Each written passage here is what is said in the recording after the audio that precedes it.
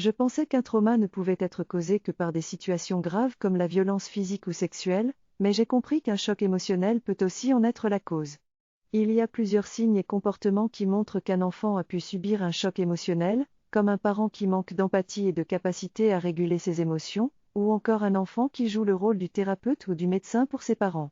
Les parents qui ne sont pas matures émotionnellement peuvent aussi vouloir être le centre d'attention tout le temps, ce qui peut créer une situation où tout tourne autour d'eux et où les émotions de l'enfant sont invalidées.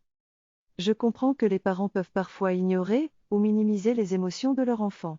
Cela peut conduire à des adultes qui ne savent pas comment réguler leurs propres émotions et qui sont souvent en panique face à ce qu'ils ressentent.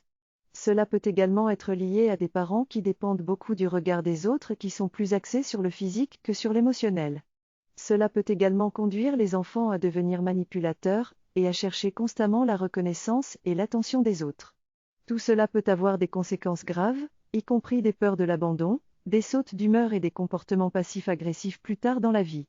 Cela peut également amener les enfants à penser qu'ils sont responsables des émotions de leurs parents. Il est important pour moi d'obtenir l'attention et l'amour dont j'ai besoin de mes parents. Pour cela, il est important d'apprendre à m'accepter, à prendre soin de mes émotions et à trouver une stabilité émotionnelle que seuls mes parents peuvent m'offrir lorsque j'étais enfant. Il est important pour moi de développer mes propres opinions et sentiments plutôt que d'être forcé à penser d'une certaine manière.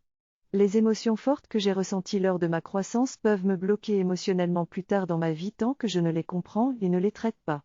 Il est donc important que je me responsabilise pour m'occuper de moi-même en tant qu'adulte et éviter de transmettre mes traumatismes à mes propres enfants. J'ai abordé les multiples facteurs de développement qui peuvent avoir un impact sur notre vie adulte, tels que l'absence parentale, la relation entre nos parents, etc. Cependant, il ne s'agit pas de blâmer qui que ce soit, car nos parents font toujours de leur mieux. Nous devons plutôt faire une auto-analyse et prendre la responsabilité de guérir de nos blocages émotionnels pour évoluer et s'épanouir personnellement. Vous pouvez me retrouver sur mon site internet et prenez soin de vous.